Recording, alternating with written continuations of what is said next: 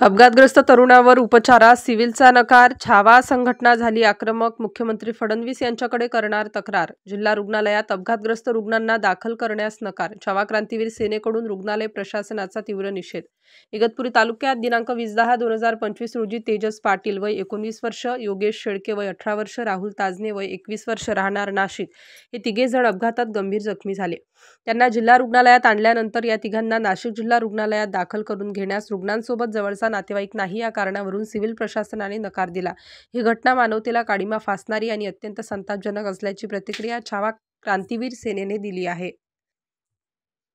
महामार्गावर प्रवास करणाऱ्या नागरिकांना अपघात झाल्यास त्यांच्या नातेवाईकांना घटनास्थळी पोहोचण्यासाठी वेळ लागतो हे प्रशासनाला ठाऊक असतानाही अशा प्रकारे तातडीची वैद्यकीय मदत न देणे म्हणजे उपचार नाकारणे आणि निष्काळजीपणाचे उदाहरण आहे.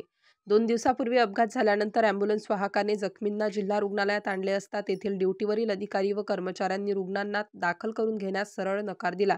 जोपर्यंत त्याच्या नातेवाईकांचे आगमन होत नाही तोपर्यंत आम्ही उपचार करू शकत नाही असे उत्तर देत त्यांनी शासनाच्या GRचा हवाला दिला. इतकेच नव्हे तर संबंधितांना हे पेशंट बिटको हॉस्पिटलला घेऊन जा असेही सांगण्यात आले. जिल्हा रुग्णालय हे मानवतेचे मंदिर आहे. त्या ठिकाणी रुग्णांची सेवा करणे हे डॉक्टरांचे परम कर्तव्य असताना अशा पद्धतीने रुग्णांना वागणूक मिळत असेल तर याचा निषेध करावा तेवढा थोडा आहे. या वर्तनामुळे civil surgeon doctor Charudatta Shinde आणि त्यांच्या टीमच्या कारभारावर गंभीर प्रश्नचिन्ह उभे राहिले आहे.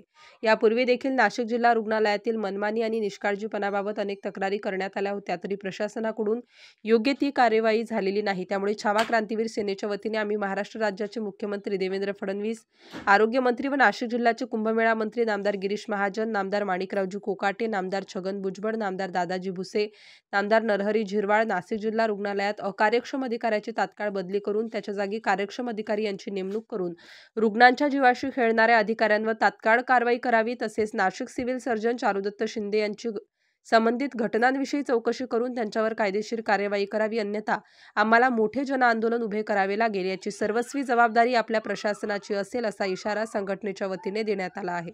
स्टार न्यूजसाठी जाकीर शेख, नाशिक.